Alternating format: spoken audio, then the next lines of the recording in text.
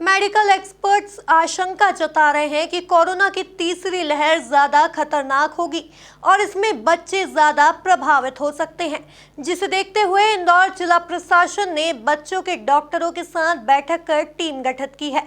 वहीं तीसरी लहर को देखते हुए ऑक्सीजन और रेमडेसिविर इंजेक्शन की सप्लाई को भी और मजबूत किया जा रहा है। देखिए यह खास रिपोर्ट।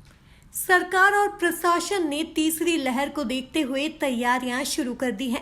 इसके तहत ऑक्सीजन से लेकर बच्चों के लिए विशेष अस्पताल को लेकर प्लानिंग की जा रही है। भाजपा नगर अध्यक्ष गौरव रणदीवे की माने तो थर्ड वेव को लेकर प्लानिंग की जा रही है। चाचा नेहरू अस्पताल को भी एडवांस कोविड शिशु वार्ड तैयार करने की योजना चल रही है।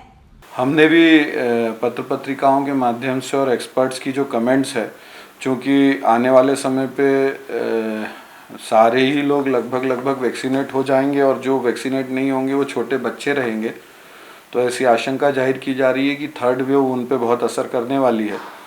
उसको लेके और आने वाली थर्ड वेव को लेके लगातार हम लोग भी चिंतन कर रहे हैं और उसकी प्लानिंग भी कर रहे हैं। हमने सारे प्राइवेट हॉस्पिटल से आग्रह किया है कि वो खुद का ऑक्सीजन प्लांट लगाएं, जिससे हमारी ऑक्सीजन की डिपेंडेंसी जो है वो लिक्विड ऑक्सीजन पे कम हो जाए, ना के बराबर हो जाए। साथ ही प्रशासन के साथ जब हम बैठे थे तो चाचा नेहरू हमारे यहाँ जो जच्चा बच्चा हॉस्पिटल है, जो छोटे बच्चों का हॉस्पिटल है, उसको भी एक एडवांस कोविड शिशु वार्ड उसमें तैयार किया जाए, इसकी भी योजना है, उसकी भी तैयारी चल रही है।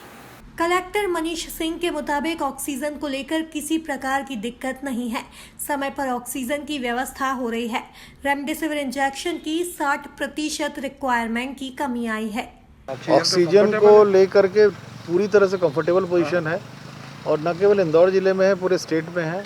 मध्य प्रदेश में राज्य सरकार ने, माननीय मुख्यमंत्री जी ने बहुत प्रयास करके बहुत कंफर्टेबल पोजीशन चल रही है यहाँ पर, और किसी भी दिन ऐसी परिस्थिति नहीं है। वेल इन टाइम टैंकर से अराइव हो रहे हैं और पूर्ण रूप से कंफर्टेबल है। रेमडेसिविर में उतार चढ़ाव आता रहता है, कभी मेडिसिन आ जाती हैं और डायरेक्टली भी कंपनीज अस्पतालों के मेडिकल शॉप्स को देने लग गई हैं। डायरेक्टली अस्पतालों को भी डिलीवर हो रही हैं कंपनी से ऑर्डर बेसिस पे, गवर्नमेंट की तरफ से ही मिल रही हैं। तो इसमें कई बार कंफर्टेबल पोजीशन हो जाती है, कई बार प्रॉब्लम रहती है, वो दोनों तरह से चीज़ें चल रही हैं उसमें। और रेमडेसिविर पहले की तुलना में बहुत कंफर्टेबल है, पर डेफिनेटली कम हुई है। 60% रिक्वायरमेंट कम हुई है रेमडेसिविर की इस समय। जो डिमांड पहले आती थी उसमें 60% कमी आई, 50 से 60% की कमी आई। डॉक्टर निशांत खरे की माने तो यह प्लानिंग बच्चों के विशेषज्ञ डॉक्टर ही कर रहे हैं और इसका क्रियान्वयन जिला प्रशासन के द्वारा किया जाएगा। इसके लिए तमाम जरूरतें और आवश्यकताओं की पूर्ति की जाएगी। डॉक्टरों द्वारा 3 दिन में रिपोर्ट दी जाएगी। यहाँ एक्सटेंशन की क्षमता पहले भी जैसा बताया गया था, फेज़ वाइज जैसा एक्सटेंड करना है, 600 के फेजेस में आप 10 फेज यानी 6000 पलंग तक एक्सटेंड करने की क्षमता रखते हैं।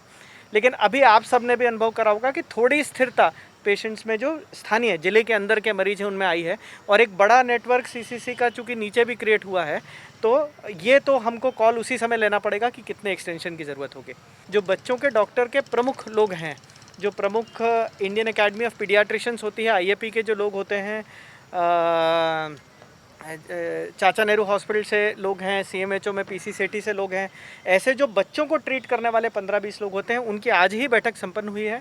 वो एक पूरी रिपोर्ट 3 दिन में देने वाले हैं कि कितने बच्चों के पलंग उपलब्ध हैं, कितने बढ़ाए जाना चाहिए, कैसे बाईपैप बढ़ना है। नर्सिस की ट्रेनिंग, बच्चों को ट्रीट करने के लिए नर्सिस की विशेष ट्रेनिंग होती है, उसका भी वो एक पूरा प्रोटोकॉल बनाकर ट्रेनिंग शुरू करने वाले हैं। डॉक्टर निशांत खरे की माने तो फंगस के इन्फेक्शन को लेकर भी बैठक की जाएगी। इसके साथ ही कई जरूरी तैयारियां भी की जा रही हैं। लगभग सभी अस्पतालों में से रिपोर्टेड ऐसे प्रकरण हैं जहां पर कि विशेषतः डायबिटिक्स पेशेंट जो स्टेरॉइड पर चल रहे हैं, जहां पर कि ये फंगस के इन्फेक्शन की स्थितियां रही हैं। इंदौर जिला क्या, ये देश भर की स्थिति है। देखिए, देश भर में जो बनेगा वही स्थिति हमारे यहाँ होने वाली, कोई अलग नहीं होने वाला उससे। तो ये विषय है, और इसमें ट्रीटमेंट में क्या चेंजेस की ज़रूरत है और एक्सपर्ट्स क्या कह रहे हैं उसके लिए, तो ये कल बैठकर इसका एक जो भी हम यहाँ नीति निर्धारण या कर सकते हैं। दवाइयाँ क्या देना है ये तो डॉक्टर्स ही तय कर सकते हैं, तो वो डॉक्टर्स ही बैठकर, शायद प्रशासन और सबका काम इतना है कि उनको आपस में बिठाकर एक अच्छा एक मंथन बनाकर एक गाइडलाइन सरीकी डॉक्टरों के द्वारा ही डॉक्टरों के लिए जारी करा दी जाए। तो ये दोनों चीज़ की तैयारी कर रहे हैं। बाकी जो मेडिकल ग्राउंड्स पे थर्ड वेव की तैयारी है, उसके लिए भी जो पूरी फैसिलिटी बढ़ना चाहिए वो बढ़ेंगी।